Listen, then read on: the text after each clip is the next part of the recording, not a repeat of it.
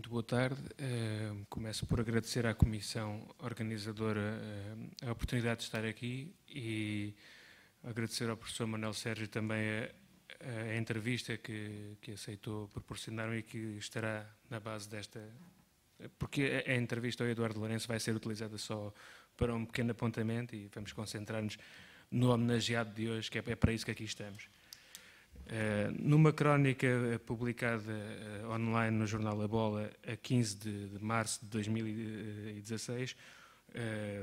a quando dos 35 anos do JL, o professor Manuel Sérgio escrevia uma frase que na altura me despertou muita atenção. Aliás, uma delas faz parte do título da comunicação, quando o professor Manuel Sérgio considerava que José Carlos de Vasconcelos era um idealista da liberdade de pensamento e depois integrava-o enquanto representante de uma incomensurabilidade entre dois paradigmas ético-políticos, um que se julga superior ao tempo e à história, ajojado de certezas e de dogmas, o outro que sabe tempo e história e, como tal, paradigma com a dialética necessária ao surgimento de novos paradigmas. E esta oposição espantosa que o professor na altura escreveu motivou-me a entrar em contacto com ele para trocarmos algumas impressões sobre a questão dos libertinos, que tem sido, de alguns anos esta parte, o mote dos meus estudos, porque, de facto, o que temos nesta oposição é precisamente... poderíamos quase citar Cardoso Pires e dizer que está aqui a oposição entre marialvas e libertinos, entre um saber cristalizado e estanque e um saber que está consciente dos seus limites, da necessidade de procurar novas vias, mas ciente de que essas vias também rapidamente conhecerão a sua ultrapassagem. No decorrer desta entrevista, portanto, o professor, com a humildade que o caracteriza, disse-me logo que a área de estudo dele, os saberes dele eram outros e que, em alguns aspectos, era eu que ia ensinar e o professor aprender comigo. E quando eu expliquei ao professor o que entendia por libertino, ou antes de explicar, fiquei realmente muito gratamente surpreendido, porque o professor desde logo me disse, não, para mim o libertino seria sempre um livre pensador. Nunca essa interpretação da cintura para baixo e do século XVIII para a frente. E eu, a respeito desta ideia do professor, veio-me novamente à ideia, a expressão, quando há 2 semanas li uma crónica de Eugênio de Lisboa no Jornal de Letras, onde, comentando uma comunicação que eu fiz aqui na Gulbenkian, no Congresso Pessoa, dizia que era um absurdo relacionar-se o libertino com Fernando Pessoa, porque e ainda por cima quem queria fazer isso estava a utilizar o libertino de maneira arrevesada. Quando o conceito arrevesado é precisamente o que Eugênio de Lisboa tem, porque o original é diferente. O original é exatamente o livre pensador e não o debochado, o não casto, que é a expressão que o Eugênio de Lisboa utiliza. Ora, o professor Manuel Sérgio mal ouviu o meu entendimento libertino, que remeteu automaticamente para o Renascimento e para a importância desse primeiro grande momento em que no fundo, se pode falar de motricidade humana. O momento em que o ser humano compreende que está constantemente em mudança e que tem de viver dessa mudança, tem de viver para essa mudança, para esse fluxo do pensamento e das ideias. Eu, entretanto, falámos também da figura de Francisco Sanches, do que nada se sabe, e do modo como esse extraordinário e fundador, pioneiro livro, de algum modo aponta para muitas das ideias que debatemos. E eu penso que o conceito que o professor defende em várias das suas abordagens à questão da motricidade humana, o conceito de ser práxico, é uma boa forma de definir o que é um libertino neste sentido. Na medida em que, de algum modo, um ser práxico é alguém que sabe que o saber, todo o saber, é sempre o nosso saber e não mais do que isso. E é sempre um saber que vive das fulgurações do real, de nós próprios, do nosso contacto com os outros, do modo como todo esse contacto se vai dinamizando e como o nosso vocabulário individual se constitui justamente no dinamismo do contacto com o entre-si de cada um de nós e o entre-si de nós com os outros. Eu penso que esta expressão, que é de Adelino Cardoso a respeito de Montaigne,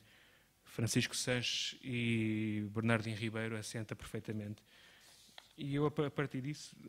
refleti um pouco e, ao contrário do que costuma ser hábito, embora eu vá fugir certamente a essa tendência, mas vou ler aqui algumas passagens, ler fingindo que não estou a ler,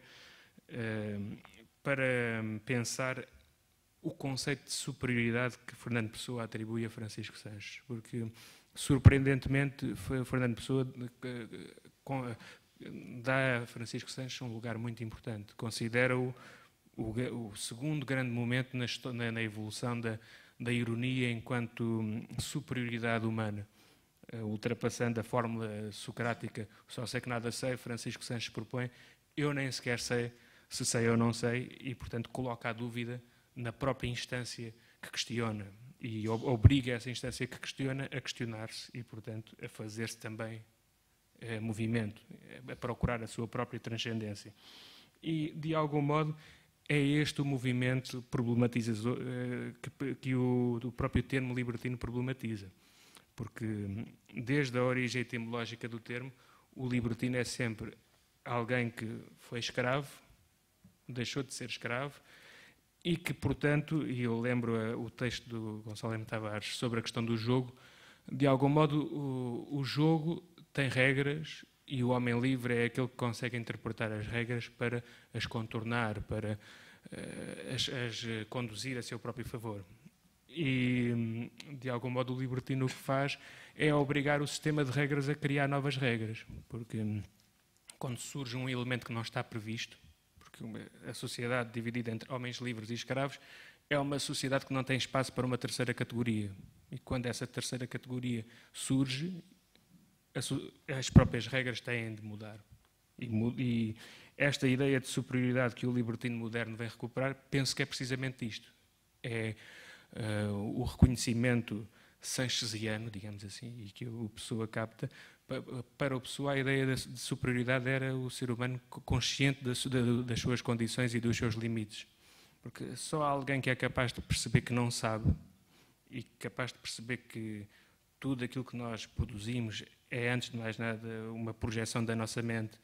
que depois pode autonomizar-se perigosamente, muitas vezes, mas começa por ser um produto da nossa mente, e esse produto da nossa mente não nos confere a certeza a respeito de nada, obriga-nos a criar novas versões constantes da nossa imagem, da nossa identidade, do nosso percurso, do modo como nós questionamos o mundo.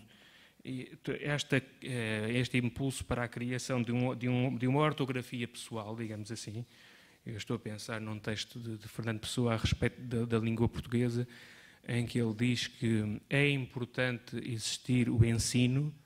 é importante existir a ortografia oficial e um poder que promova essa ortografia oficial, mas convém que o indivíduo seja capaz de criar a sua própria ortografia, seja capaz de ser livre, seja capaz de não se deixar confinar e não se deixar engavetar, e que crie a sua própria, que transgrida a gramática. E esse texto, quanto a mim, permite uma série de interpretações para ortografia. É uma questão de liberdade, é uma questão de autonomia, é uma questão de não sermos apenas educação física, mas sermos algo mais. Não nos deixarmos fixar pelo que aprendemos na escola, mas irmos nós a fazer o nosso próprio percurso. E a vitalidade dos libertinos é precisamente essa. Quando no tal texto sobre o jogo, Gonçalo M. Tavares diz que o jogo é uma forma de nós mostrarmos que estamos vivos porque temos excesso de energia, esta habilidade tipicamente libertina, e voltando outra vez ao Cardoso Pires, ele dizia a categoria de libertino para ele é o homem que é capaz de jogar, é capaz de correr riscos, de projetar grandes planos, de não se confinar ao peso da tradição que é típico dos Marialvas. E de algum modo é esta capacidade de pegar numa estrutura, analisá-la por dentro, perceber os seus limites e seguir em frente, que caracteriza entre outras coisas, um pensador como o professor Manuel Sérgio, que entrou para o universo da educação física para mostrar que aquilo não era exatamente assim, mas primeiro teve de entrar e de perceber como é que funcionava para depois poder criticar. E, curiosamente, na outra entrevista do mesmo ano, eu já não sei se foi em 2015, mas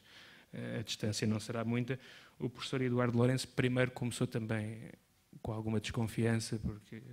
achou que eu estava a querer esticar demasiado o conceito de libertino, mas depois, a certa altura, eu achei muito curioso, porque muito de acordo com a imagem que eu tenho do professor Eduardo Lourenço, ele começou por me dizer que não percebia nada do assunto, e de repente estava a falar, e eu percebi que ele não estava muito confortável e não estava muito interessado, e de repente disse, mas você agora fez-me aqui pensar numa coisa, e conforme ele diz agora, fez-me pensar aqui numa coisa, o resto da entrevista foi muito melhor do que tinha sido até ali, e aí é que nasceu o momento do fulgor. E ele de repente disse, mas existem dois tipos de libertinos, e esses dois tipos de libertinos correspondem aos dois Dom Juans, às duas ideias de Dom Juan. E a respeito de um deles disse-me precisamente o mesmo que o professor Manuel Sérgio diz a respeito da Renascença. É aí que as coisas mudam. É aí que nós deixamos de ter de esperar que o Papa diga alguma coisa, na expressão do professor Manuel Sérgio, para podermos pensar por nós próprios. E o problema é quando pensar por nós próprios equivale a pegar no pensamento e convertê-lo numa nova autoridade. E não esquecer, é importante sempre sublinhar que a questão cartesiana é o próprio Descartes diz, é uma reação direta aos libertinos. Quando Descartes faz, é uma tentativa de responder. Tanto que ele conclui que não diz, não nomeia, mas diz que finalmente conseguiu encontrar uma resposta aos questionadores, aos céticos, e há muito ali também de referência a Francisco Sanches. E eu concluo, se calhar, a intervenção abordando outra questão que eu achei muito interessante na entrevista ao professor Eduardo Lourenço, que foi quando ele, a certa altura, falou de Diógenes e disse que o exemplo de Diógenes no âmbito da Antiguidade Clássica é muito significativo, porque, ao contrário de outros supostos libertinos contemporâneos, ele até remeteu para o caso de Luís Pacheco, não diria exatamente nos mesmos termos do que ele, mas percebo o conceito. Ele diz que hoje o libertino vive em função da pose, como todos nós vivemos em função da pose, e para Diógenes e para os gregos não havia pose, era uma pose sem pose. E essa pose sem pose lembra-me muito a questão da transcendência. No fundo,